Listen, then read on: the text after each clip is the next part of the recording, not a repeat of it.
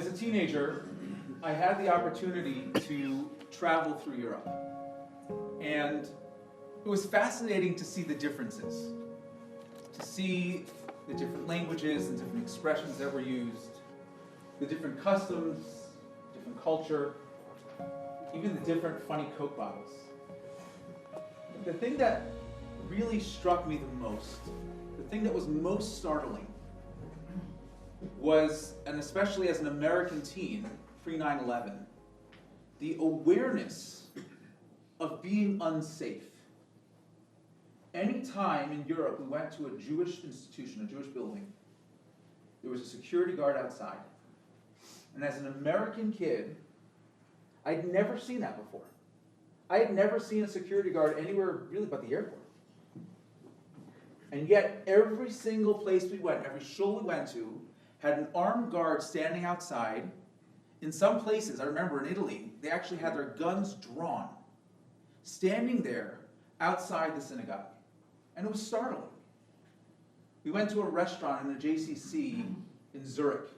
And before we can get inside, we had to get buzzed through a door. And then before the next doors would open, we had to wait for the other doors to close, and then they would buzz you through the second set of doors. And I remember thinking to myself, like, is this how people live? It was so shocking. Because as an American teenager, anti-Semitism was something that belonged in history books. It was relegated to ancient history. It wasn't something that we lived with here and now.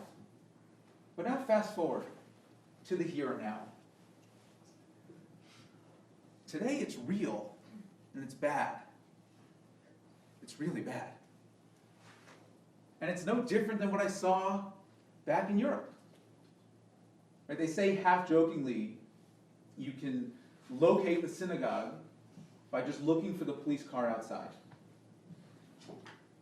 And it's only half-jokingly because it's so true. I don't know about you, but where I go to pray at H. Denver, right a few blocks away, we are sandwiched between three churches. Every single Shabbat since I've been here, certainly the past 5, 6, 7, 8, 9 years, there has been security outside. I have never once seen a security guard outside any of the other churches.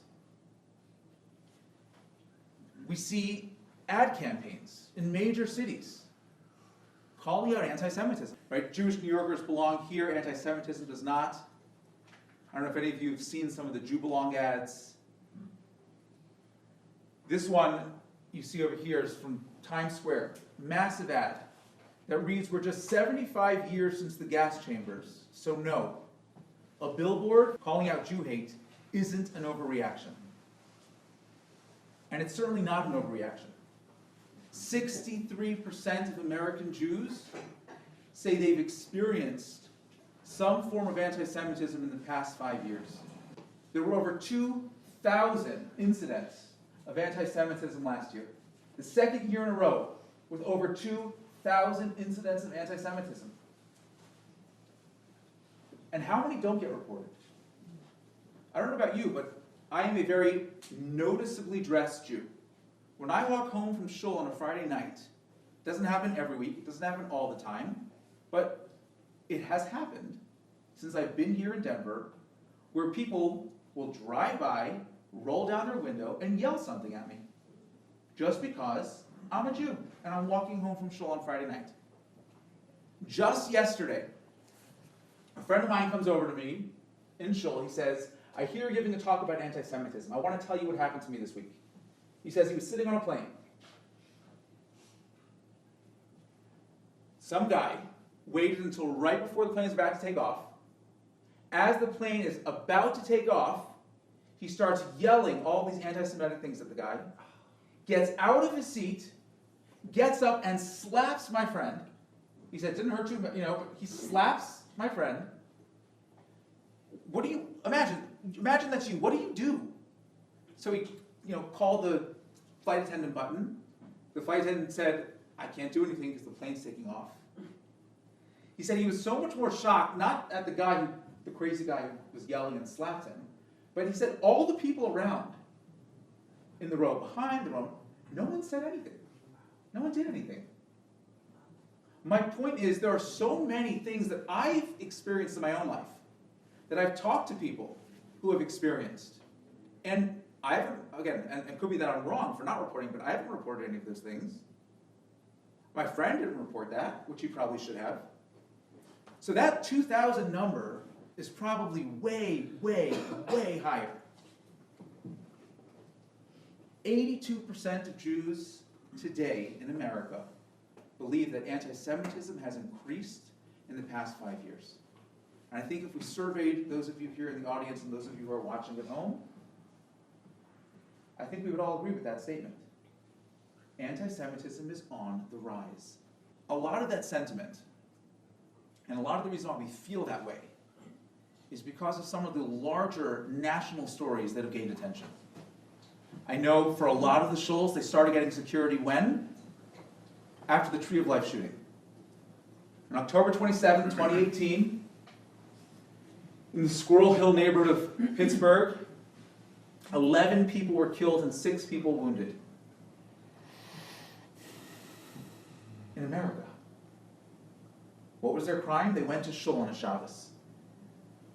Included in those numbers were Holocaust survivors. Can you imagine surviving hell on earth, surviving the Holocaust, and then getting shot in shul?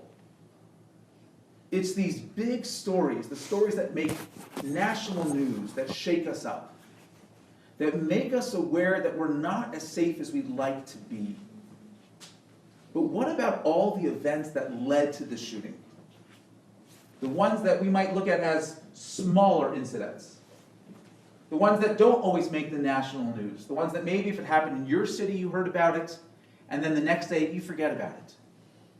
When you zoom out and you look at all the things that lead to those huge, catastrophic, awful, awful events, those are the things that should really scare us. Just take a look at some of these slides. This is in upstate New York in 2016. This again is in May 2016 in Rhode Island, Kollel. This is in March 2017, a shul in Capitol Hill. This is right here in Colorado Springs, August 4th, 2017. We all remember Charlottesville, where mobs of neo-Nazis shouting in the streets of Charlottesville, "Jews shall not replace us." Indianapolis in July of 2018. And these are not the only examples of such things. I mean, Scott's here, he can tell you dozens more. New Orleans in 2018. This was just 2 weeks before the Pittsburgh shooting, October 8th, 2018, in the JCC of Northern Virginia. It's a vicious cycle. Vandalism and harassment end up leading to assault and murder. That is the way it works. And unfortunately, it's this vicious cycle that continues. Because after we have a national story, like the shooting in Pittsburgh, that inspires hate and inspires the anti-Semites to say, oh, they did a good job, and then it continues. This is less than a week after the Pittsburgh shooting, more vandalism in California. Just a few months later, on Passover, another shooting in Poway at the Chabad Center. Oklahoma City, Staten Island, the Yeshiva, again in California. It's incidents like this, one after another, that create this environment where hate becomes okay. And when we let these things go and we say, you know what, it's not such a big deal. So some creep wrote a few things on a sign, they spray painted something on a synagogue. That's what leads to the horrific attacks that we're seeing. All of this is like Tinder. And then when an event comes, a catalyst, it goes up like wildfire.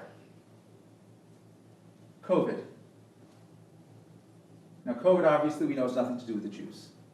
But when that Tinder is there, when the hatred is there underlying, something like COVID comes, and it just ignites and reignites the hatred. So this is a letter.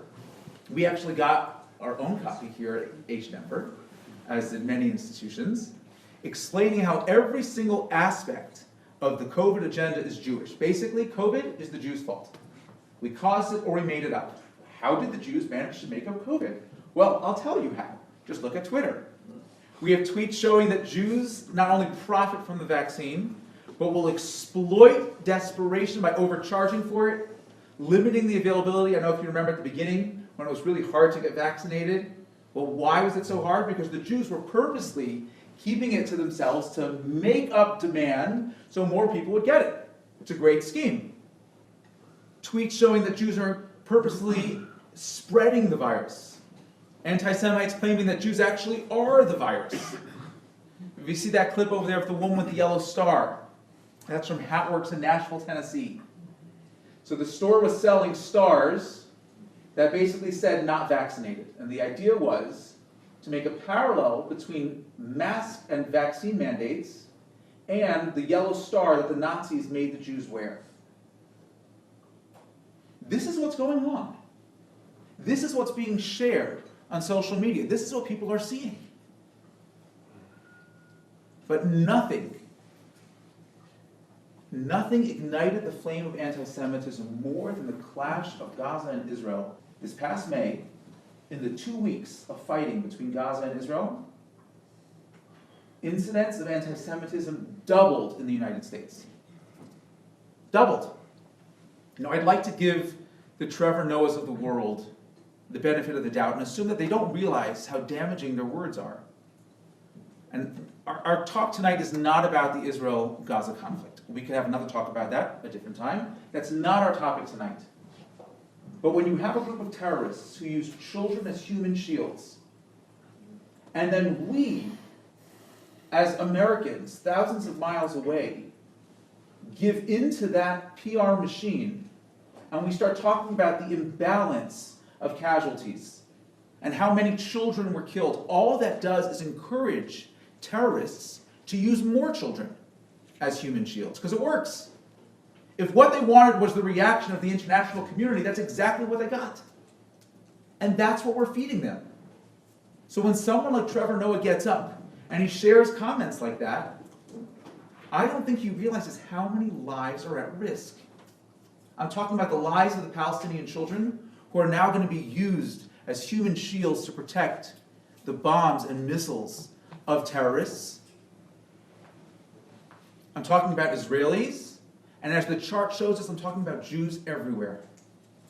Because what we saw from that experience is that anti-Semitism became okay as long as it's called anti-Zionism. Now, I want to be clear. I lived in Israel for 9 years. I can tell you nobody is more critical of Israeli policies than Israelis. Okay, maybe the UN. But after the UN, there is nobody more critical of Israel than Israelis. It is okay to criticize the policies of a democratic state. We do it here in America, and they do it in Israel. And that's okay. It's not anti-Semitic. To say something that happens in Israel is not okay. This is specifically trying to delegitimize Israel's right to exist. And the numbers don't lie. During the 2 weeks of clashes between Gaza and Israel, and if you want to tell me, well, no, again, it's only anti-Israel, nobody said anything about anti-Semitism, the numbers doubled. Over 220 reports of harassment, vandalism, violence here in the United States just in those 2 weeks. The ADL counted over 17,000 tweets, again, during just 2 weeks. 17,000 tweets using the phrase Hitler was right. That's in just 2 weeks from May 7th to May 14th. Now, the Israel-Gaza issue didn't create anti-Semitism, but it made it okay to voice anti-Semitic thoughts under the guise of being anti-Israel, under the guise of being anti-Zionist. And that's not okay. Because look at what happened immediately afterwards. Look what happened during those 2 weeks. The people that we're going to talk about had nothing to do with Israel. Many of them have never been to Israel. Nobody has any idea if they support Israel, if they agree with Israeli policy or don't agree with Israeli policy. Their crime was being Jewish. Shuls vandalized in Arizona, Illinois, New York. a yeshiva set on fire in Borough Park. If you look on the right, this is a synagogue in Hallandale Beach where somebody threw a bag of excrement out the window screaming Jews should die. Jews walking to and from Shul in Brooklyn being yelled at, free Palestine and kill all the Jews. Here you see Tucson, Arizona, the congregation Chaverim, where a large rock was hurled through glass doors. New York City, I'm sure many of you saw this. Men wearing Palestinian scars flung lit fireworks at pedestrians. And then this gentleman you see over here, his name is Joseph Borgen. You know what his crime was? He wore a yarmulke in public. And he was beaten severely. Riots in Manhattan and LA. People beaten outside of kosher restaurants, just sitting and eating, minding their own business. You tell me that has anything to do with Israel? It has nothing to do with Israel. More synagogues in Riverdale. I mean, we can go through, I don't think we have enough time to go through all of the different things, the acts of vandalism, harassment, and violence that occurred. And 222 in 2 weeks, a direct result of the clash. And that brings us to just last month, Colleyville, Texas. I don't know about you, but when the news first broke, again, it was Shabbat, I didn't see the news as it was coming out. But I'm told that the first headlines and the tweets were reassuring us from the FBI that this was not an act of anti-Semitism.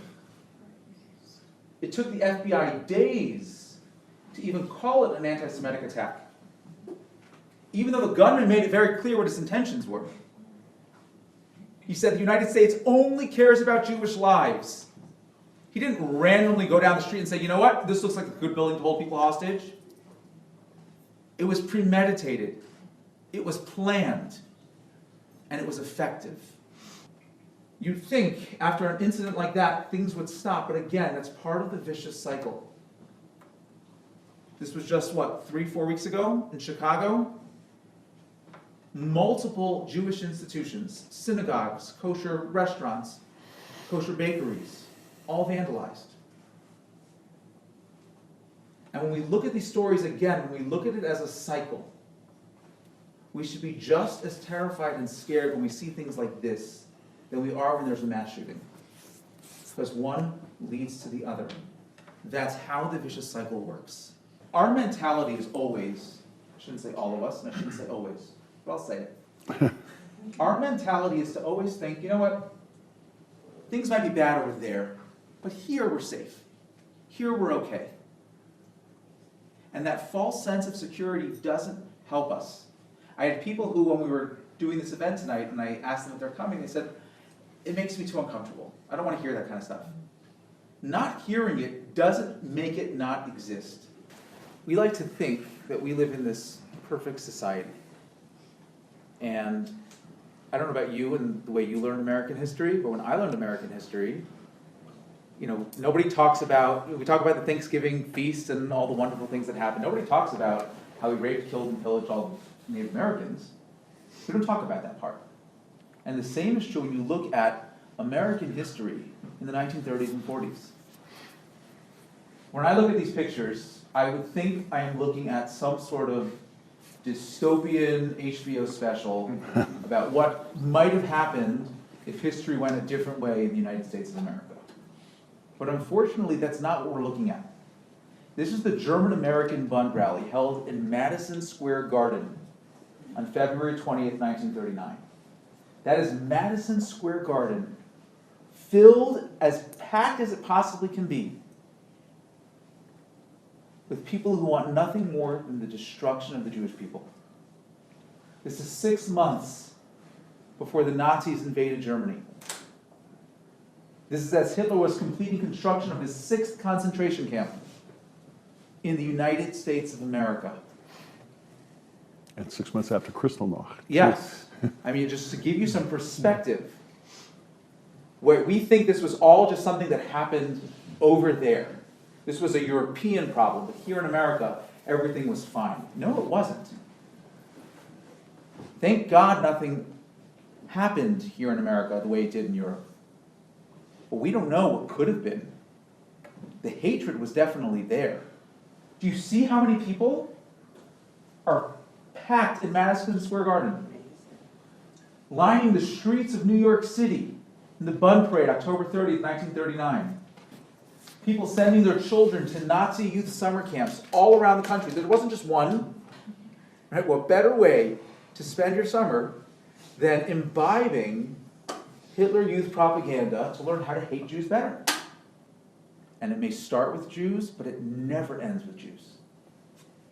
They say that the Jews are the canary in the coal mine. You want to know the temperament of a nation? See the way they treat their Jews. What I want to go through now in the next few moments we have is the uniqueness of anti-Semitism. The very fact that we need a word to describe it should tell us that this is something different. This is not just another form of bigotry or hatred. When somebody says something or does something that is hateful, we say that they're a bigot or they're a racist. Anti-Semitism needs its own word. The fact that it needs its own word should tell us that this is something different, this is something unique. So I want to go through different aspects of the uniqueness of anti-Semitism. It's not just that there's more of it, and there certainly is, right? Hatred towards Jews makes up over 60% of religion-based hate crimes. So there's certainly more anti-Semitism than other forms of hatred. But it's not just that there's more, it's that it's qualitatively different. It's not the same as other kinds of hate. Number one is the longevity. As long as there have been Jews, there has been a hatred towards the Jews. The hatred of the Jews has existed as long as the Jewish people ourselves. As Edward Flannery says, as a historian of anti-Semitism, looks back over the millennia of horrors he has recorded, an inescapable conclusion emerges. Anti-Semitism is different because of its longevity and consistency. Number two is how universal it is. So I see someone chuckling, I'm assuming that you know the song. Tom Lehrer wrote a song for National Brotherhood Week. And in his last verse, he sings, "Oh, the Protestants hate the Catholics, and the Catholics hate the Protestants, and the Hindus hate the Muslims, and everybody hates the Jews." No matter where we have gone, no matter where we settle, no matter whom our host country is, anti-Semitism eventually appears. The universality of anti-Semitism makes it unique and different from all forms of hatred. Mark Twain writes, in all countries from the dawn of history, the Jew has been persistently and implacably hated and with frequency persecuted. We don't need Mark Twain to tell us that. Just look at world history. We have here, on this slide, a list of the places where Jews have been expelled from. Just take a look. It's hard to see because the text has to be so small, because I can't fit it on a slide any bigger. Between the years 250 and 1948, 1,700 years, the Jews in Europe experienced an average of one expulsion every 21 years. From England in 1290, France several times, half this list is France, in 554 and 181 and 1253 and 1306 and 1394, Hungary in 1349 and 1360, Austria in 1420, various places in Germany throughout the 14th, 15th, 16th century, Spain famously in 1492. We all know about the expulsion of the Jews from Spain. Unbelievable. The universality of anti-Semitism makes it unique. No matter where we've been persecuted. And the remarkable thing to me, like when you look at France, we've been expelled from France 5 times. And then they went back. And then they went back, and then they went back, and then they went back. And you think, like, what were they thinking? And it's very easy for us as Americans looking at world history and saying, what were they, in Nazi Germany, didn't they see the signs? Why did they get out? Why did they leave? I don't know, correct me if I'm wrong, I don't know before Kristallnacht that the signs and the things that you saw in Nazi Germany were any different than the things that we're seeing in the streets of America today. No matter where we've been, this has been an issue. Number 3 is the intensity. Most people who are hated become the butt of ethnic jokes. They're made fun of. maybe subject to discrimination. The Jews, on the other hand, have been the subject of attempted genocide time and time and time again. We're in the month of Adar. We're about to bring in the second Adar. We're getting to the holiday of Purim, where we had an anti-Semite who wanted to destroy the Jewish people. Not much has changed since then. The intensity, it's not just hatred, it's not just making fun of us, it's not just discriminatory practices, it's attempts at genocide. In fact, the term genocide, as we see here in this slide, did not exist prior to 1944. The term was coined specifically to describe the Holocaust because it was something so inhumane, something so vile, that we just didn't have a word in the English language to describe it. The intensity of the hatred towards the Jews makes that kind of hatred unique. Mark Twain wrote a famous article that's been shared by many people called Concerning the Jews. And if you haven't read the whole thing, you really should. Most people know the last part, which talks about how, despite all the people who've tried to destroy us, we've survived them all. The Jew beat them all, saw them all as what he always was, with no infirmities of age, no weakening of his parts, and dull of his alert mind. All things are immortal, but yada, yada, yada. Well, what's fascinating is reading the whole article. The article was actually a response to a question that was written. So Mark Twain wrote an article called Stirring Times in Austria, talking about what was going on in Austria. And a Jewish lawyer here, I think in New York, wrote into him and said, what's going on? I read your article, and what I noticed you writing and reporting is that you had a group of people who couldn't agree on anything. The one thing they were able to agree on is that they hated the Jews. Right? He says, all classes of people were unanimous only on one thing, in being against the Jews. They couldn't even agree what they hated about the Jews. But they all agreed they hated the Jews. As Tom Lehrer taught us, right, that is something that we can all agree on. But what's remarkable is that no one, no matter how much they've hated us, has yet to offer a single, universally accepted reason why they hate us. It's completely irrational. Jews have been hated because we're too liberal and because we're too conservative. We're lazy and inferior, and yet we're dominating the economy and taking over the world. We stubbornly maintain our separateness, and we also are posing a threat to racial purity by assimilating. We're pacifists, we're warmongers, we're capitalist exploiters and revolutionary communists. We're too cheap, we're too spendthrift. We're possessed of a chosen people mentality. We'll talk about that next week. And yet we also have an inferiority complex. We're too passive and too pushy, too charitable, too selfish, too religious, too secular. We have too many space lasers, not enough space lasers. And there's no shortage of conspiracies. The hatred of the Jews is unique. The question is why? We've seen and we've talked about the unfortunate current state of anti-Semitism in America today. We've discussed the idea that anti-Semitism isn't new, it isn't getting any better. Jew or non-Jew, this is a problem. Anti-Semitism is the world's most reliable early warning sign that freedom, democracy, difference, all of that is being challenged. The Jews are looked at almost as this canary in the coal mine. You want to see the barometer of what makes a society, see how they treat the Jews. We also talked about the idea that anti-Semitism is unique. It's not just another form of hatred or bigotry or xenophobia. The very fact that we need a word for anti-Semitism speaks to the uniqueness of it. And we looked at 4 specific aspects of anti-Semitism, 4 distinctions that make it unique. Number 1 is the longevity. As long as there have been Jews, there has been a hatred towards Jews. Number 2 is the idea of universality, that anti-Semitism is found throughout the world and throughout history. No matter where Jews have settled, no matter whom are host, anti-Semitism has eventually reared its ugly head.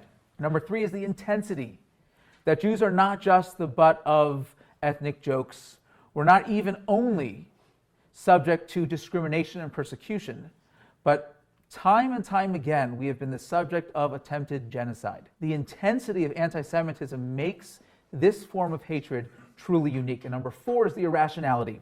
There's surprisingly little agreement of what our enemies hate about us. No one has come up with a universally accepted reason as to why the world seems to hate the Jew. Which leads us to part 2, why the Jews? Why does anti-Semitism exist? My daughter Atara has a stuffed animal, a puppy. And this puppy is very special to Atara because she got it from her great-grandmother. And her puppy's name is Puppy because we're not very good at coming up with names for stuffed animals. So one night, Atara is in bed and I'm tucking her in. And for anyone who has children, they know that kids are masterful at stalling tactics. There is nothing quite like a child stalling to go to bed. So I'm tucking in Atara. And she says to me, "Daddy, can you go downstairs and get some of my stuffed animals?" So I don't want to go downstairs. So I say to her, I think if we bring more stuffed animals upstairs to your bed, I think Puppy's going to be sad. I think Puppy will be jealous. To which Atara looks at me without batting an eyelash, like I'm a complete idiot. And she says, "Daddy, Puppy's not a real dog." We know when something is just an excuse. We know when something is not truly the reason. Sometimes, like Atara, we know it intuitively. We can just sense that the thing that someone is telling me is not really the reason for what they're saying. A great way to determine if something is a reason or an excuse is with the simple principle of cause and effect. Cause and effect states that if the cause disappears, so should the effect, right? If the cause disappears and the effect is still there, then I know that that wasn't really the reason. That wasn't really the cause. Historians and sociologists have come up with all kinds of reasons to explain anti-Semitism. We are going to go through some of those reasons, 6 in specific, to try to look at each one and understand, are they truly the reasons for anti-Semitism, or are they merely excuses? The first reason is the idea of deicide. Jews are hated because we killed Jesus. Number 2, economic. Jews are hated because we possess too much power and too much wealth. Number 3 is the idea of Jews as the chosen people, that Jews are hated because we arrogantly claim that we are the chosen people. Number 4 is the idea of the scapegoat, that we were just randomly selected and blamed for specific instances. Number 5 is the racial theory, that Jews are hated because we are racially inferior, we're an inferior race.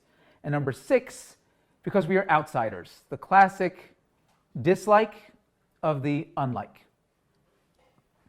We're going to go through each one of these and try and understand, are they just reasons?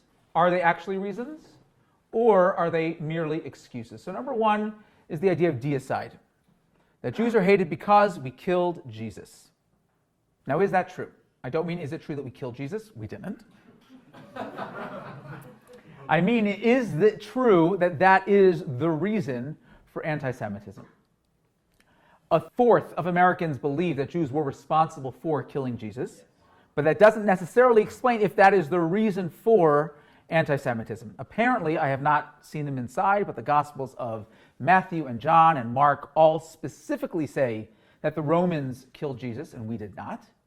You would think, if that was the case, that Christians would have hated historically the Romans at least as much as they hated the Jews. But that, again, is not the case. The Roman Catholic Church officially, in 1965, came out with a document from the Second Vatican and said, we did not, at least we're not entirely collectively responsible for the death of Jesus. And then to make sure that everything was completely clear, Pope Benedict XVI came out in his book and said that Jews are not responsible for killing Jesus. Now, even though the church and the Pope came out and said we didn't do it, anti-Semitism, as we just looked at the chart, is on the rise. It's greater now than it's ever been. So clearly, that is not the reason for anti-Semitism. Besides that, the timing is really interesting. We have an expression, time heals all wounds. We would think if the reason for Jew hatred historically throughout the years has been the fact that we killed Jesus, then we would expect that right after Jesus' death, the hatred should be the worst, right? It should be the most concentrated around Jesus' death, and then it should have petered out over the past 2,000 years. And yet, the intense and ongoing Christian persecution of the Jews did not truly begin until the advent of the Crusades over 1,000 years after Jesus' death. So the timing doesn't really point to the fact that this is the source, the reason for anti-Semitism. Mark Twain makes a really interesting observation. He says that there were Christians in Rome who were persecuted because they thought that they were Jewish. They hated the Jew before they even knew what a Christian was.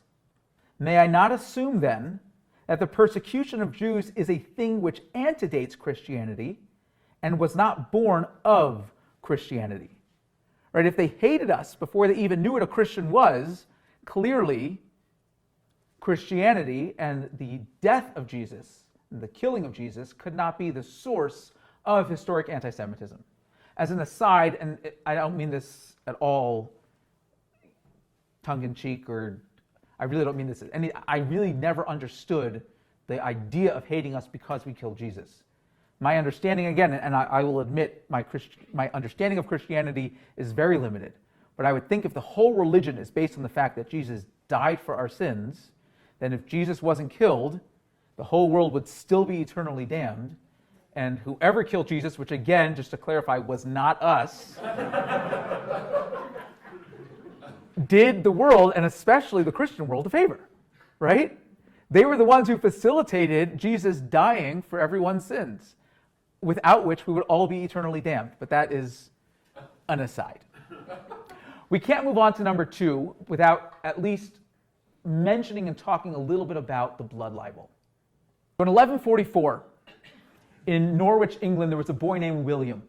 And William was missing, and eventually he was found, or his body was found, in the forest with stab wounds. And as we'll see in the scapegoat theory, the most convenient group of people to blame William's murder on was the Jews. And so the Jews were blamed for William's murder, and they weren't just blamed for killing William, they were blamed specifically for ritually killing William. It was a religious practice, they said. And the blood libel was born and continued throughout the Middle Ages. Every time a Christian boy went missing or was killed, a Jew was blamed for ritually murdering that boy. And like I said, this went on for much of, if not all, of the Middle Ages. Now let's play a quick game called Who Wants to Be an Anti-Semite? Let's try and understand why Christians need Jewish blood. It's a good question, right? Is it A, to bake matzos? We all know that a key ingredient of matzah is Christian baby blood. Is it B, to cure hemorrhoids? Which again, Christian baby blood is the best way to do that. It gets better. Is it C, because of circumcision, that we lose so much blood through circumcision, we need extra blood to replenish our supply? Or D, Jewish men menstruate, and because of that, again, we are suffering from this blood deficiency and therefore need Christian baby blood to replenish. Is it A, B, C, or D? All of the above. Excellent. All of the above. All of these are stated reasons that have been given historically for why Jews need Christian baby blood. Whoever came up with the blood libel clearly did not do a lot of research, because for anyone who knows the laws of kosher, as Jews, we are not allowed to consume blood. In fact, it's a prohibition that's even more severe than consuming pork. For those of you who have listened to my Dear Rabbi podcast episode on kosher salt, you know that the reason why kosher salt is called kosher salt is not because the salt is kosher. All salt is kosher. It's called kosher salt because it is the salt that's used to make meat kosher.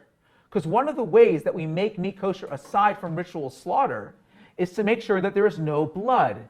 And the way we extract the blood from the meat is through thick, coarse salt, otherwise known as kosher salt. You guys are good. So whoever came up with the blood libel clearly did not do their research. Obviously, the blood libel is false. We saw from Mark Twain that they hated Christians before they even knew what a Christian was, thinking that they were Jews. So clearly, the hatred of the Jew predates Christianity and predates Jesus. So that cannot be the reason for anti-Semitism. The next reason that's given is economic. And this is probably the most often quoted reason for anti-Semitism. That Jews are hated because we wield too much power and too much wealth. This is the old anti-Semitic trope, the old stereotype of Jews being controlling and greedy. Where did this come from? So perhaps it came from the old Jewish profession of being lenders and then eventually bankers. Well, where did that come from? This goes all the way back to the first Jewish settlement in England. In the year 1066, Jews were brought over to England by William the Conqueror. And when they got to England, they were not allowed to own land. They were not allowed to enter most professions. And at the same time, Christians were not allowed to lend money on interest. So it actually worked out pretty well for a time for the Jews. Here they were denied most professions, and the one profession they can go into was a profession that Christians could not go into. And therefore, it just made sense. Jews began lending money. The problem is that throughout that time, as you can imagine, many Christians ended up in severe debt of Jews, which certainly led to some animosity. In the year 1290, King Edward had racked up huge debts, fighting wars all over, and he wanted to raise a tax, but Parliament wasn't willing to budge. So he struck a deal. And in return for an edict of expulsion, if he agreed to kick out all the Jews, Parliament was willing to raise a tax of 116,000 pounds, which was the largest tax in all of medieval Europe, I would think. And that's exactly what happened. In the year 1290, all the Jews, as we pointed out last time in part 1, all the Jews were kicked out of England and King Edward got his tax. But that's not where I think the idea of Jewish lending as a negative thing really took off. That we can thank William Shakespeare for. Now, in Shakespearean England, there were no Jews, at least no open Jews, because as we said, in 1290, they were all kicked out. But Shakespeare did know a hidden Jew named Rodrigo Lopez. Lopez was born in 1524 in Portugal, and when it was discovered that he was a Jew, he fled for his life to England. And in England, he changed his first name to Roger, and he tried to blend in. He started practicing medicine, became wildly successful, and in 1584, the Queen Elizabeth I, made him her royal physician. And that was a very prominent position that he worked towards and was very proud of, and the Queen and him had a pretty fond relationship. The Earl of Essex, on the other hand, did not like Rodrigo at all. And as his nemesis, the Earl of Essex created a false narrative stating that Lopez tried to poison the Queen. The Queen didn't want to believe this because this was her doctor after all. And she tried to delay the trial as long as she could. But then his enemies tried him for treason. Queen Elizabeth had no choice. He was tried, he was convicted, and eventually he was publicly executed. And at his execution, crowds and mobs of people were yelling in the streets, "Hang the Jew." Not Lopez, the Jew. What's interesting is if you look at the account of the trial, his Jewishness was front and center the entire time. So Shakespeare, watching all of this all happened in London at his time, he based his character Shylock on Lopez, this Jew that he knew, the Jew the lender. Now, for those who are not familiar with the play, Shylock was a Jewish lender who lends money to his Christian rival Antonio. Antonio defaults on his loan and can't pay, and Shylock demands a pound of flesh as payment. And that's really where this stereotype of the Jew that's willing to do anything for money comes from. The play was so successful at negatively depicting the Jew that it was a favorite in Nazi Germany. In fact, between the years 1933 and 1939, there were over 50 showings of this play. And kind of like when we read the Megillah story, and we read the name of Haman, we boo and we shake our groggers. The custom was that every time Shylock walked on the stage, they were encouraged to boo and to hiss and to jeer. So this definitely played a big part in spreading that message, that idea of the Jew being this money-hungry, greedy lender who is specifically a predatory lender. Now, Jews were definitely lenders. We know that for sure. But is that the source of Jewish hatred? Again, from Mark Twain, we see that trade after trade was taken away from the Jew. He was forbidden to engage in agriculture, to practice law, to practice medicine, except among Jews. He was forbidden the handicrafts. Even the seats of learning and the schools of science had to be closed against this tremendous antagonist. And the truth is, this was true here in America also. You go to New York City today, the reason why there are so many law firms that have Jewish names, and the reason why you have so many hospitals throughout the country that have Jewish names, is that for most of our time here, Jews were not given access to practice medicine in hospitals, to practice law in law firms. Jews were not taken as lawyers in these major law firms, so they had to start their own. Thankfully, they've become very successful, but it speaks to the fact that for most of our history in this country, Jews, there were quotas in universities, major universities that have huge Jewish populations today. If it was 50, 60, 70 years ago, Jews couldn't attend. They couldn't get jobs as lawyers and doctors. And the same was true through the Middle Ages. So if you have a Jew who cannot own land and cannot go to university and cannot get most jobs, what else is he going to do? Jews became moneylenders because of anti-Semitism. They really had nowhere else to go and nothing else to do. But it's not just money lending. This idea of Jewish greed and the Jews' obsession with money is an idea that still exists today, whether it's in hateful ways that we see on social media in forms of memes and really propaganda. That's exactly what it is. You look in the left corner over here. This is actually stock photo you can buy. You can go online if you want to look for some stock photo. It's the same way you purchase a stock photo of, a nice girl drinking coffee. You can buy stock photo of the greedy, money-hungry Jew. It's also true in terms of the stereotypes from people who don't mean it in an offensive, hateful, anti-Semitic way. This stereotype and the concept that, all Jews are rich. I remember as a kid, we went on vacation to Gatlinburg, Tennessee. And my father stopped to buy some firewood, and he pulls out a $20 bill and he hands it to the man. And the guy looks at the 20, he's like, I guess all Jews really are rich. And I remember being so taken aback about where did that come from? But that idea still exists. Where did that come from? We can attribute credit to the most successful propaganda campaign in all of world history, known as the Protocols of the Elders of Zion. This was written in 1903 by Tsar Nicholas II, and this is a alleged, but obviously false and very anti-Semitic propaganda scheme that claims that Jews get together, I think it's every 100 years, and we get together to plot how to take over the world. And this book has been published in almost every single language. It's one of the most widely published books in all of history. And it's spread throughout the world, including here in America. Now, in America, we can thank Henry Ford for that. Henry Ford was one of the most well-known anti-Semites in America. And in 1918, he bought his hometown paper, the Dearborn Independent. And in that paper, he began producing articles about a year and a half after he purchased the paper, 91 articles in total, taking the ideas from the Protocols of the Elders of Zion and Americanizing them.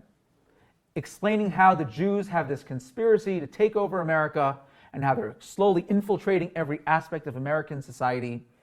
And you have to keep in mind, this wasn't just some sort of local paper. This is Henry Ford we're talking about. And thanks to the Ford Motor Company, he had a huge network of employees and customers, and he was able to distribute this small local hometown paper all over the country. So when you bought a Ford, you didn't just get the car and like an owner's manual, you also got included with it anti-Semitic propaganda. And he didn't stop there. He then took all those articles, he put them into a book, which he then distributed as a book, but he also distributed it with your Ford vehicle. You got a Ford car, it came with a bound copy of an American version of the Protocols of the Elders of Zion. It's our American history for you. The Protocols of the Elders of Zion, is it true? Let's face it. The very notion that you can get a group of Jews together in a room and they would agree on something is completely preposterous. But even if it was true, would it be the cause of hate? The Japanese in 1919 fought alongside the White Russians. And the White Russians introduced the Japanese to this book, The Protocols of the Elders of Zion. The Japanese read it, and according to all accounts, they believed it completely. And the reaction was swift, and it was effective. They decided immediately that if Jews are really as rich, wealthy, and powerful as this book is claiming that they are, that's exactly the type of people they wanted in Japan.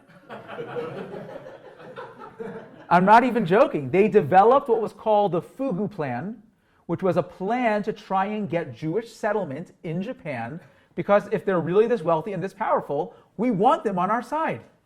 We want to be doing business with these people. It's not a reason for hatred. We said that if something is truly a reason with cause and effect, if the cause is removed, the effect should disappear. For most of our history, Jews have not been wealthy and powerful. In the shtetls of Poland and Russia, from the Middle Ages all the way through the 20th century, as Jews were as poor as can be, they were still hated. When they liquidated the Warsaw Ghetto, there were no Jewish businesses to destroy. The Jews of the Warsaw Ghetto could not have been considered rich by anyone's standards, and yet the Nazis felt they had to be eliminated. Where were the powerful Jews during the Holocaust? And why couldn't they save Jewish refugees? I'm from Miami.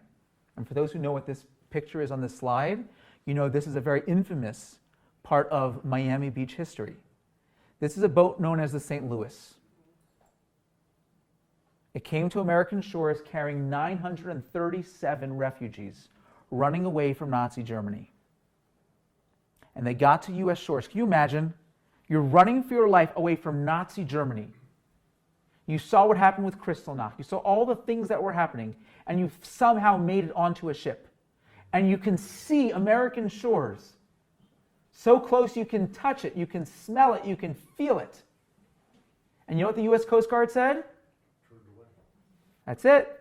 They got a telegram from the State Department that read, "Asylum seekers must await their turns on the waiting list and qualify for and obtain immigration visas before they may be admissible into the United States."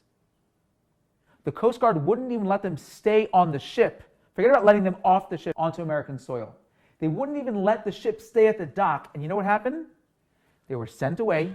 They turned back to Europe, where many of these passengers ended up being gassed to death in the gas chambers. Where were the powerful Jews? If we are so powerful and we control the world, we couldn't save a couple hundred refugees fleeing for their life? And don't think that Jews didn't try. In those 2 or 3 days that that ship stayed on the American shores of Miami, Jews from all over the country tried in every way possible, and it got them nowhere. If we're so powerful, we're so wealthy, we're so well connected, why couldn't we do it? My point is that whether powerful or weak, rich or poor, Jews have been hated equally. And therefore, we cannot say that the economic reasons, the idea of Jews being wealthy and powerful, is a reason for anti-Semitism. An excuse for sure, but certainly not a reason. Number 3 is the idea of the chosen people. That Jews are hated because we arrogantly claim that we are chosen. Now, what about other cultures that believe that they are chosen? Are they hated in the same way? For most of Christian history, an idea called supersessionism has been the mainstream interpretation of the New Testament. That is a theory that believes that once Jews refused to accept Jesus, they were essentially superseded by the Christians, and therefore Christians became the new chosen people. As far as I know, Christians have never been persecuted en masse because they believe they are the new chosen people. Americans believe in the concept of manifest destiny, the idea that their actions were somehow divinely willed, that there was this divine calling for us to go west. As far as I know, as messed up or confusing as that theory may have been, I don't know that early American settlers were hated specifically for that reason. China sees herself, and it's actually contained in the name China, as Chung Kao, I'm probably mispronouncing that, which means the middle kingdom or the center of the universe. Here you see a Chinese map with China smack in the center. As far as I know, Chinese have never been hated for considering themselves the middle of the universe, for considering themselves chosen.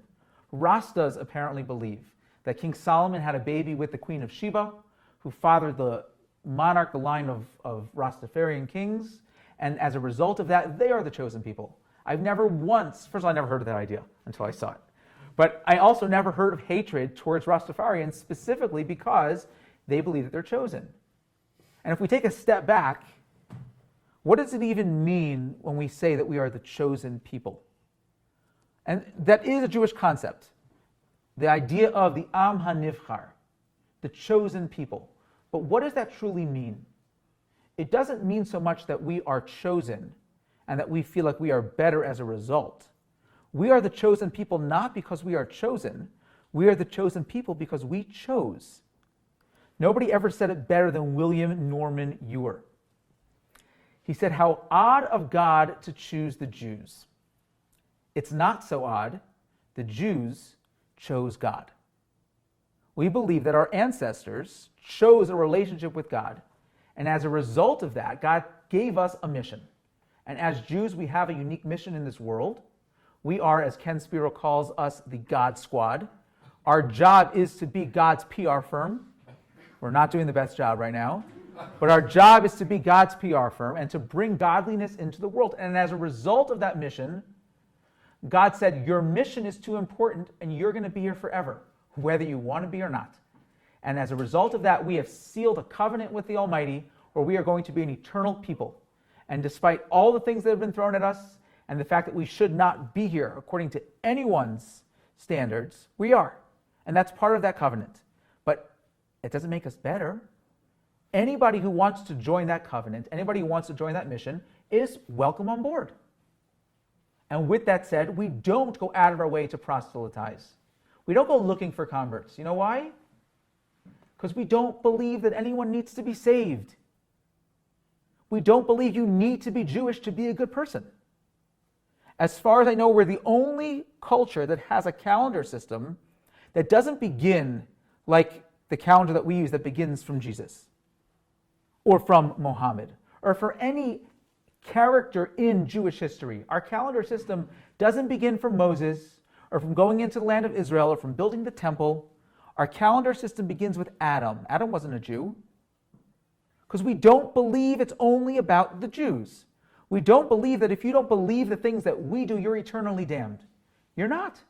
You can be a good, wonderful person, have a place in the world to come, and also not be Jewish. That's why we don't go out of our way to convert people. In fact, when somebody comes to convert, you look in Jewish law. Maimonides makes it very clear. The first thing we say to the person is, "Are you crazy? Did you not see part 1 and what we've already talked about in part 2? Do you really want this?" we try to dissuade them because we say, you don't need this. If you want it, and you want to join the mission, and you want to be part of the God squad, and you want to be the people who choose that relationship with God, by all means, welcome aboard. The greatest contributions we've seen to Judaism have been as a result of Jews of choice. And if you choose to be part of it, you are welcome with open arms. But we don't go out of our way to convince people because they don't need it. So when you look at the idea of Jewish chosenness, it doesn't mean that we feel like we are better. It certainly should not be a reason for Jew hatred. More than that, if you go back to our paradigm of cause and effect, we would expect that if Jews abandoned that concept of Jewish chosenness, if we got rid of it and said, you know what, not part of our ideology, not part of our belief system, what should happen? We should be loved and accepted by everybody, if that was the reason. In the 1800s in Germany, where Jews were more German than German, we'll talk a little bit more about that later. I'm not going to even pretend to try and pronounce these words, but I'll tell you the translation translates to the Central Association of Germans of the Mosaic Confession. The Jews of Germany didn't consider themselves Jews. They were first and foremost Germans. They said there's nothing unique or special about us. We're Germans of the Mosaic persuasion. And yet, they were hated nonetheless. These were Jews that had no, if you would have asked them, do you believe that you're chosen? Do you believe that you're different? Do you believe you have a unique mission? Do you believe that your great-great-great-great-great-grandparents chose a relationship with God and therefore you have a calling to, they would say, absolutely not. We are Germans. We are just as German as everybody else. We are exactly the same. And yet, the hatred is still there. So if the cause disappears and the effect still lingers, that means that that is not truly the reason. It's just another excuse. Then we get to reason number 4, the scapegoat. In this theory, Hitler and other people who fit in that category randomly selected the Jews just to alienate them from mainstream society and, more importantly, to blame them for the ills of society. Jews in Germany were blamed for bringing socialism and communism to Germany. They were blamed for Germany losing World War I.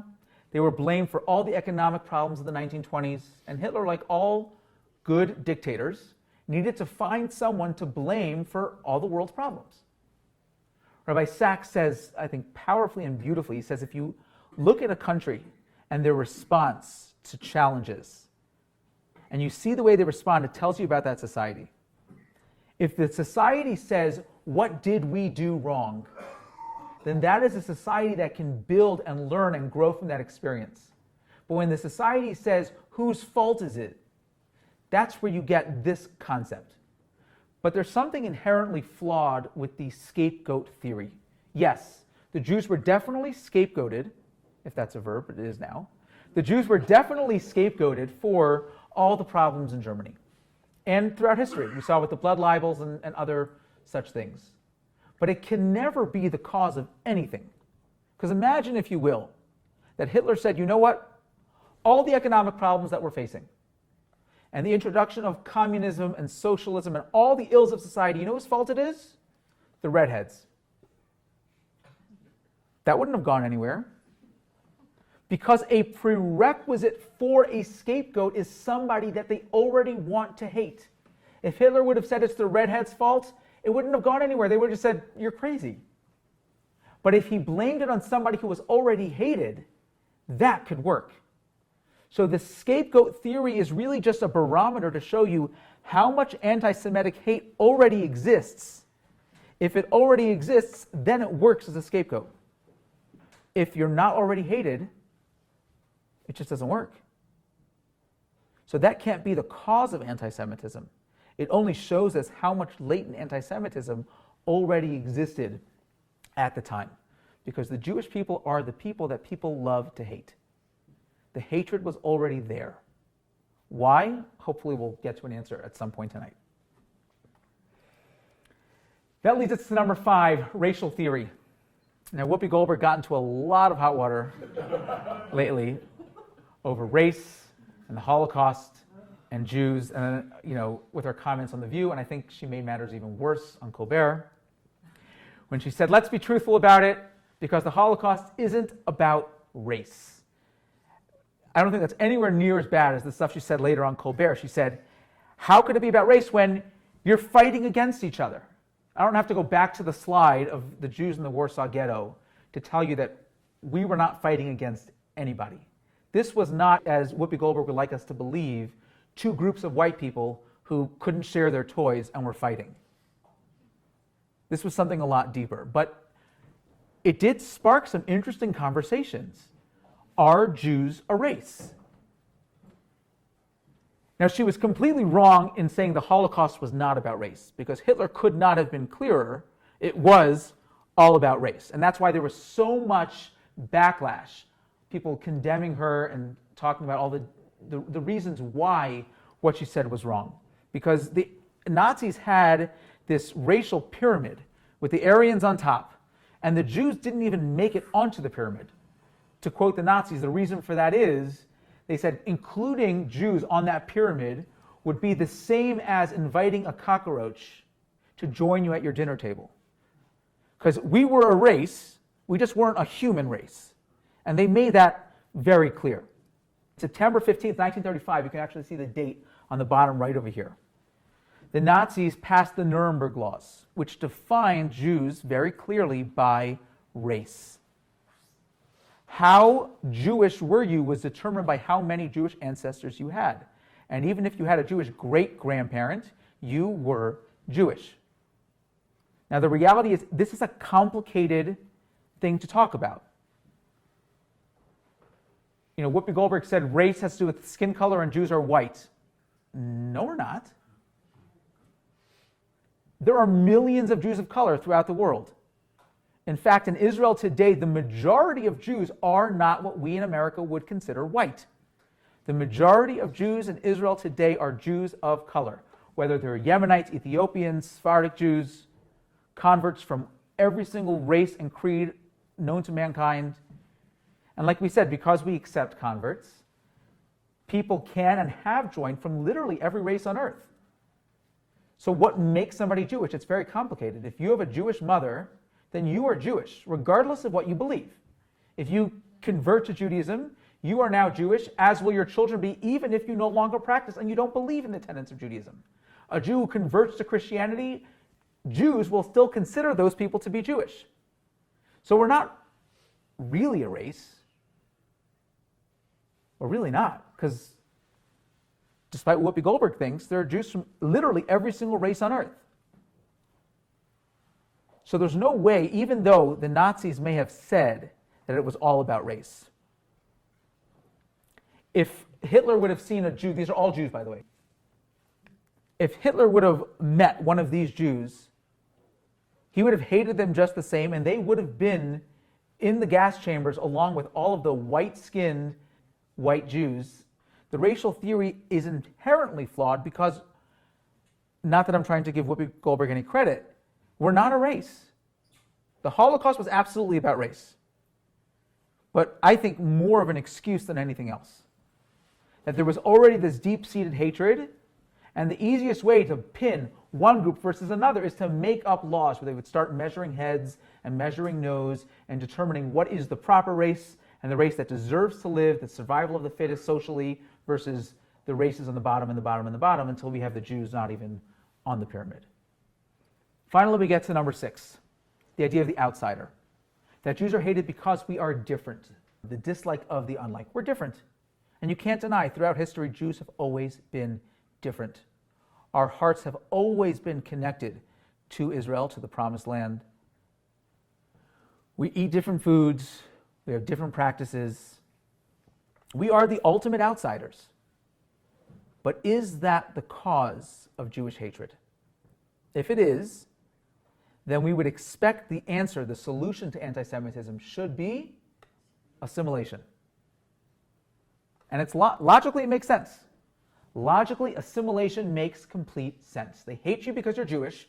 Just stop being so Jewish, and they won't hate you, right? The problem is, historically, that's never once worked.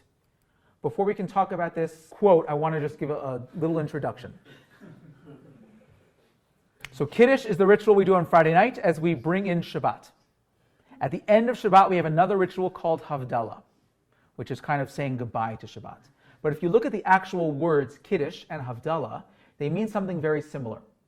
Kiddush comes from the word Kadesh, which means holy.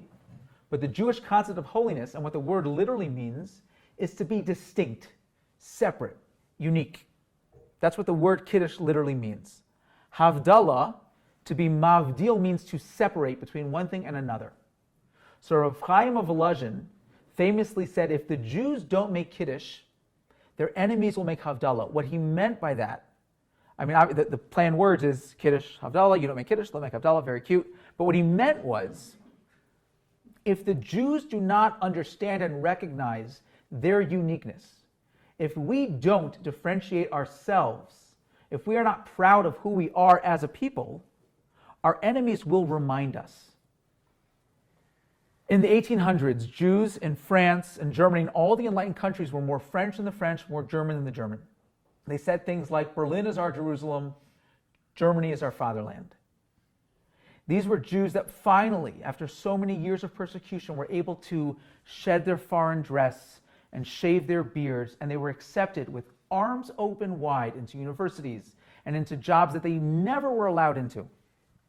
And they thought that that would last. And they thought that if they were just accepted and they were just like everybody else, if they could only get rid of that dislike of the unlike phenomena, then we would succeed and we would be great and wonderful and everything would have a happy ending. But we didn't have a happy ending. Historically, at every moment of great assimilation is followed by moments of the greatest and deepest persecution we've ever faced. Always. Assimilation has never once been the answer. Herzl believed assimilation was the answer to the Jewish problem. In 1893, Herzl developed an extraordinary scheme to ask the Pope for protection against anti-Semites. In return, he, Herzl, would lead the Jews to be converted in mass at St. Stephen's Cathedral in Vienna. It was his plan, and he thought it would work. He only learned that it wouldn't work through the Dreyfus affair. In 1894, Alfred Dreyfus, who was the highest-ranking Jewish official in the French army, was accused of treason. Herzl was there as a journalist, and he's reporting on the story, and he's looking at what's going on in front of his eyes. Here is the most assimilated Jew he's ever seen, completely assimilated. And yet, the persecution was unbearable. He watched this trial unfold, and it was so skewed against Dreyfus. But to make matters worse, when he went out into the streets and he heard the people protesting, he heard the mobs of people, they weren't yelling, "Death to Dreyfus." They were saying, "Death to the Jews." And it was there and then that he realized assimilation alone is not going to work, not because it's a bad plan, because they'll never let us. And that's where he came up with the concept of a state of Israel. It's unclear whether it needed to be specifically in Israel, but just Jews having their own state. If we had our own state, then we wouldn't be outsiders anymore. We'd be just like everybody else. We've seen, and we talked about in part one, like how much the state of Israel has done exactly the opposite. Herzl thought that the state of Israel would be the greatest protection for the Jewish people, and in a way it has been, absolutely. It's a place that we, as we talked about at the beginning with Sharansky, it's a place where we have a home, and we have people who have our back. But it has also created and engendered more Jew hatred than anything else in modern times. If anti-Semitism is a result of us being outsiders, assimilation should work every single time. And the fact that historically it doesn't work should open our eyes to that. And that's a scary thing because today, 37% of American Jews, as a result of the Pittsburgh shooting, have taken steps to conceal their Jewishness in public. Whether it means hiding the Star of David they used to wear around their neck, deciding not to wear kippah anymore, not going to synagogues or Jewish places because they were afraid for their lives. Just blend in. And if you blend in, it'll all work out. There was an article I saw a couple weeks ago in the Wall Street Journal, which boiled my blood. This is from Mark Oppenheimer. For those of you who listen to the Unorthodox podcast, this is one of the hosts. He writes, American Jews have become almost completely liberated from the effects of anti-Jewish bias in school, work, social life, housing, and even romance. Simply put, Jews who go to synagogue are terrified of anti-Semitism right now. Jews who don't have no reason to be. He says the only threat, Mr. Oppenheimer explains, is for Jews who continue to enter places like synagogues, having decided that praying with fellow Jews is worth the risk of dying with them. Clearly, somebody who wrote that has no idea about Jewish history, because that's not the way it's ever worked. Hitler didn't care how many times you went to shul. Hitler didn't care about what your regular Jewish practice was. If you were Jewish, you were hated. The fact that you might have assimilated and climbed the social ladder didn't change any of that. This article reminded me so much of the Purim story. So one of the most resonating moments of the Purim story for me is right about the turning point, where Mordecai comes to Esther, and he says to her, you have to go into the palace and do what you were made to do. The reason why you became queen was exactly for this moment, to save the Jewish people. He doesn't stop there, though. He says to her, don't think you're safe because you're in the palace. Haman wants to kill all the Jews. Don't think because you have a crown on your head, you're protected. You're in that camp as well. And the same is true with us. Don't think that just because we're more assimilated, we're not in a situation of peril and threat. The outsider reason is nothing more than an excuse, and that's why assimilation has never once worked. So if that's the case, why the Jews? Why have we been hated? Scholars have made consistent attempts to try and say anti-Semitism is not really about being Jewish. It's not really a Jewish thing. And that's why when the FBI in Colleyville says it's not a Jewish thing, and Whoopi Goldberg says the Holocaust is not really about the Jews, it's so damaging.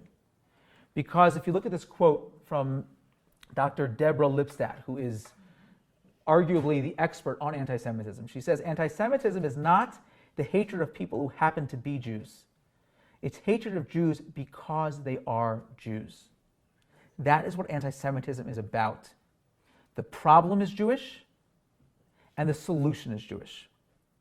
I want to show you two quotes. We'll really see three, but two, at least right here at the beginning, from the most opposite sources you can imagine.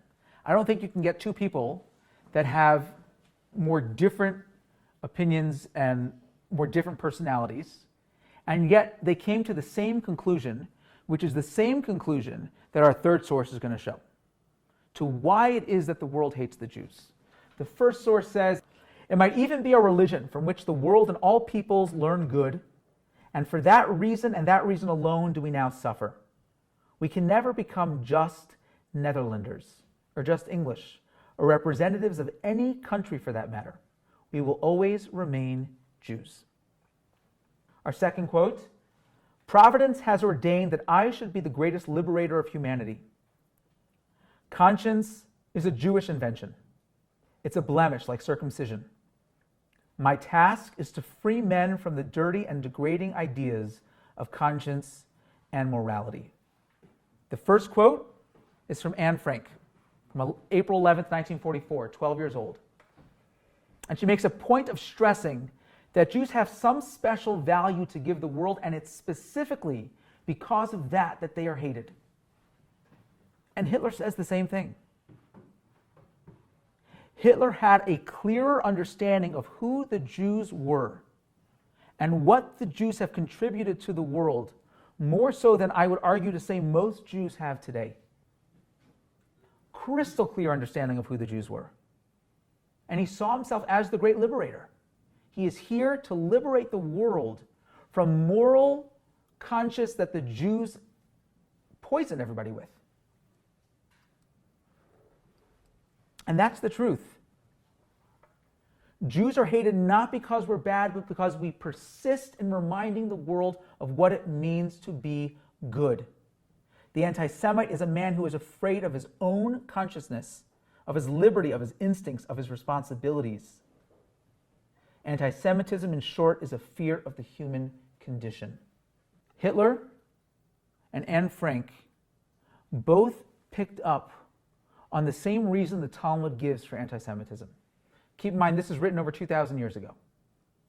The Talmud says the reason why the mountain that God gave the Torah on is called Mount Sinai is because it is the mountain upon which the sinah, the hatred of the nations of the world, descended. When we accepted the Torah at Sinai, when we were given God's instructions for living, we were given a code of morality and values, we automatically became the enemy of anyone whose mission it is to liberate mankind from the shackles of conscience and morality. Because we stand and we introduced exactly the morality and the values that they're trying to destroy. Similarly, if you look at this verse in Numbers, the verse makes note of the enemies of God. It says, advance Hashem, advance Almighty, may your enemies be scattered. And Rashi, our classic commentator, looks at that verse and he says, why do you assume that those are the enemies of God? Maybe they just hate the Jewish people. Going back more than 3,000 years ago. And Rashi answers, anyone who hates Yisrael, anyone who hates the Jewish people, they do it because they hate God. Because they hate the morality that we stand for. We look at a world today and we are so convinced that all these things just make sense. But that's not the way the world was for most of human history. This comes from John Adams, the second president of the United States. I will insist the Hebrews have contributed more to civilized men than any other nation. If I was an atheist and believed in blind eternal fate, I should still believe that fate had ordained the Jews to be the most essential instrument for civilizing the nations. Paul Johnson says, all the great conceptual discoveries of the human intellect seem obvious and inescapable once they have been revealed. But it requires a special genius to formulate them for the first time. The Jew had this gift. I know many of you have been listening. I started a podcast this year called 0%. And the idea is exactly this. We are a people that make up close to 0% of the population, and yet we have given the world so much. We have introduced so many concepts that now today in the Western world, we say, oh yeah, of course that makes sense. Education for all, universal education, yeah, that makes sense. Where do you think that concept came from? In the ancient world, the literacy rate was maybe 1/10%. Even in Rome and Greece, the most enlightened places in the world, their literacy rate was maybe 10%. Not only did they not promote education, they saw it as something that was dangerous for the masses, dangerous for the stability of a society, and yet the Jewish people believed universal education. Every single man, woman, and child had an obligation to become a lifelong learner, had an obligation to constantly learn and to teach their children. And if they couldn't teach their children, it was the community's responsibility to make sure that every single child received a Jewish education. This is 2,000 years before the first public school system was established. Paul Johnson continues, to them we owe the idea of equality before the law, both divine and human, of the sanctity of life and the dignity of the human person, of the individual conscience and so personal redemption, of collective conscience and so social responsibility, of peace as an abstract ideal and love as the foundation of justice, and many more items which constitute the basic moral furniture of the human mind. Basic human rights. The idea that the sick and the elderly should be cared for instead of just left to die or brutally murdered. That was commonplace in the ancient world. Aristotle himself writes, there must be a law that no imperfect or maimed child shall be brought up. And to avoid an excess in population, some children who are totally fine, born with no deformities or any issues at all, must be exposed. Meaning, if we have a population issue, the easiest way is just kill a few babies. All of the things that the Nazis were against, we introduced to the world. And that is the source of anti-Semitism, and that is the secret to the solution to overcome anti-Semitism. When Cindy Crawford was a child, she hated her birthmark. She had a little beauty mark above her lip. And she says, as a kid, I hated having a beauty mark. My sisters called it an ugly mark. When I went to my first modeling agency, they said I should remove it if I wanted to get ahead in this business. In fact, if you look at her first cover, this was actually British Vogue. It was before Photoshop probably, but what we would call Photoshopped it. They removed it. If you're Cindy Crawford's mother, and Cindy comes to you and says, my agent's telling me to remove my birthmark, what should I do? What do you say? If you're a good mother, you say don't do it. Because if you encourage her to remove it, what you're saying is they are right. There's something wrong with you. What you do is exactly what Scott said. You highlight it. And you teach her to look at their beauty mark as something that is beautiful, something that's unique, something that is gorgeous. And if you look at her career, it was that beauty mark that identified her, that made her stand out. If we want to fight anti-Semitism, we have to understand that for thousands of years we were hated because of what we stand for. Do we even know what that is? Do we even know what we stand for? The only reason we are here today, the only reason we're sitting in this room or watching from wherever we're watching right now, is because our parents, our ancestors, somebody in our line gave their life so that you can be Jewish. They had something that was so important they were willing to die for it. And today we give it away without even thinking about it. Think about that. Somebody in your line, I guarantee you, there is nobody here right now who didn't have a great-great-great-grandparent who gave their life so that they can be Jewish and so that you can be Jewish. I love this billboard. I promise to love being Jewish 10 times more than anyone hates me for it. Because that's the solution. That's what fixes anti-Semitism. Our job isn't done yet. Our mission in this world is to give the world a set of values and morals. And we're not doing a good enough job yet. We don't know what it means to be a Jew. And until we are ready to be proud of what it is we stand for, until we are ready to make Kiddush, the world will continue making Havdalah for us. Rabbi Sachs, I think he does a better job quoting Nietzsche than Nietzsche did himself. He said, "He who has a why can bear any how." And I think that is the answer to solving the Jewish problem. They hate us because of what we stand for. They hate us because we're Jewish. They hate us because of what we represent. We just have to understand better what it is that they hate. We have to understand our why. And only when we understand our why will we have the strength to overcome any how. Thank you.